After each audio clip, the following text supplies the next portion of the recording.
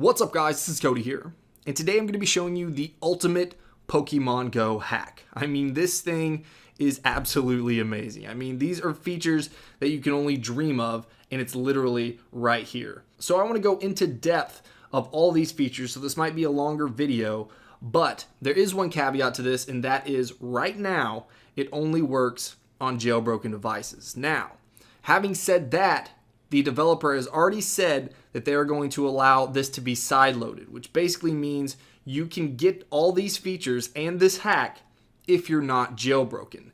The only problem is that he's waiting for a stable release for this tweak where he has everything that he wants in the tweak working and stable.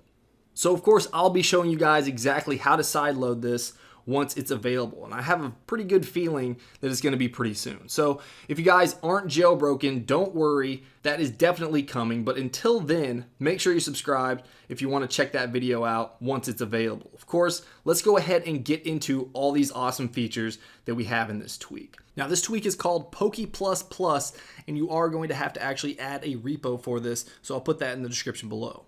So you can see that my screen looks completely normal. It doesn't look like it's hacked at all, but I can tap right up here, and this is actually going to give us two options. So these are two menus that you can see right here. So if we go ahead and tap on the first one, we get a little nice slide out bar, and these are the features that we've seen before. If you haven't seen these before, basically what these do is they allow you to tap to walk. So first right here we have the speed in which we walk. So if we tap on that, you can see that it's at 1 times. If we tap it again, it's at 2 times, which means we go twice as fast. And then again, if we tap it one more time, that's 4 times. So we'll walk 4 times faster.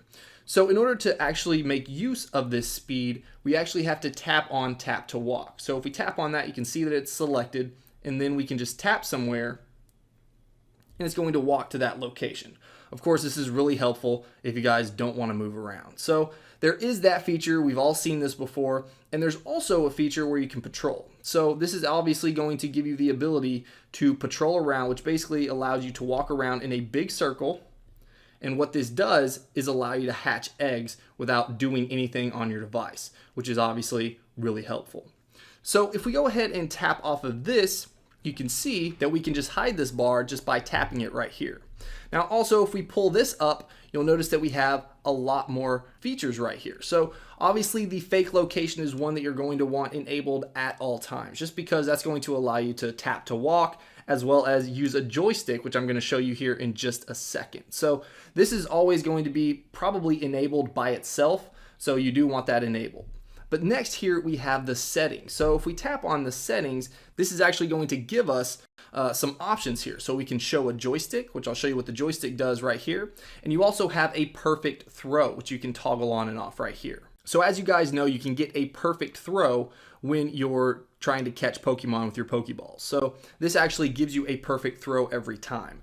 Now right now, this is working only some of the time. It's not working every time. So that's just something to keep in mind right now. Also, have to give a big shout out to Will Cobb, who is the developer of this tweak. This is absolutely amazing. You can donate to him just by tapping right here, which if you use this on a daily basis, I definitely recommend doing that. But you have these two options right here, so we're just gonna go ahead and tap done. We have these both enabled, and now let's hide this for a moment. So here you can see that we actually have a joystick. So the joystick is going to allow us to walk around without having tap to walk enabled. So the reason that you would actually want this is because when you have tap to walk enabled, you always have to turn tap to walk off if you want to tap anywhere on your screen. So you'll notice, like if I have tap to walk and then I tap right here to open this up, it's actually going to walk over there rather than opening up this menu right here to show me the Pokemon. So of course I would have to tap on this to untoggle it, and then I can tap on this and it's going to open up. So you can actually use your joystick rather than using the tap to walk. This way you can always walk forward, you can walk backward, and then you can tap anywhere you want to, and it's not going to walk there. So basically it just makes things a little bit easier. Now in the conjunction with the joystick, it actually doesn't work in terms of how fast you walk. So that's something to keep in mind, because you can see right here that I have 4 times the speed, but I'm still walking at a 1-time speed.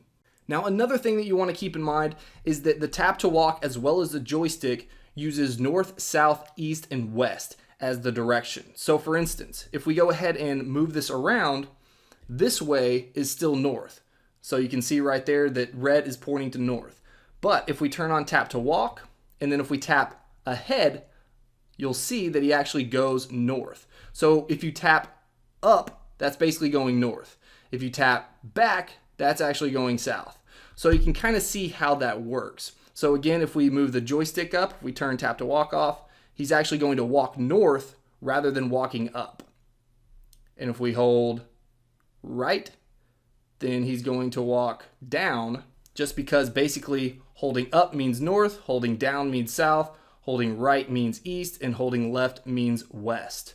So in order to actually get it orientated the correct way, you would just basically want to point this to where north is facing up. So then at this point, when we walk forward, he'll go forward. So hopefully that makes sense. Now let's open up this second menu once again, and we have 2 more buttons as well as another really awesome feature that I want to show you guys. So first of all, we have walk home. So if we tap on walk home, this is going to literally start making us walk home just like that. But basically tapping on walk home means instead of teleporting there, which is probably what's going to get you a soft ban, you actually walk directly there. So that's something that's really helpful. And this is something that you want to do every single time before you close your game. Just because if you walk home before you close your game, that means it's walk to where you actually are in the real world. Because if you don't walk home and you close out of your app, then that actually will teleport you back to your location, which again is something you don't want to do, because the developers of Pokemon Go will notice that you're teleporting from location to location and you'll get a soft ban. Usually that's something around 4 hours. So again, just before you close out of your application, you just want to tap on walk home and get your character to walk directly home. Now, right beside that, we also have a map. So if we open up the map here, you can see that we can see Pokemon around here. So for instance, let's go ahead and just walk over here. So you can, wherever the pointer is or wherever the pin is, you can tap right here and the character will walk to it, just like that. Now, one thing you're going to notice here in just a second is that Pokemon are going to pop up on the left-hand side of the screen. So now I'm going to walk around until I get near some Pokemon, and I want to show you another really awesome feature. So you can see I'm right next to a Pokemon.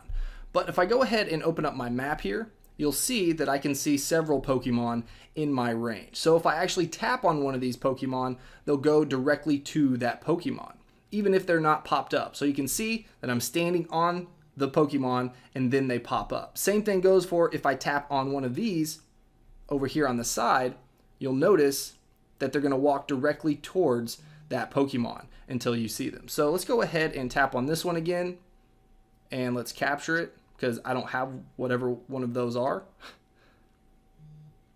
Now, one thing you want to do is make sure that you disable your menus before you actually go in to try to catch a Pokemon. Because if you try to hide your menu after you're in this mode, then it's actually going to take your Pokeball away. And that is basically how all of this works.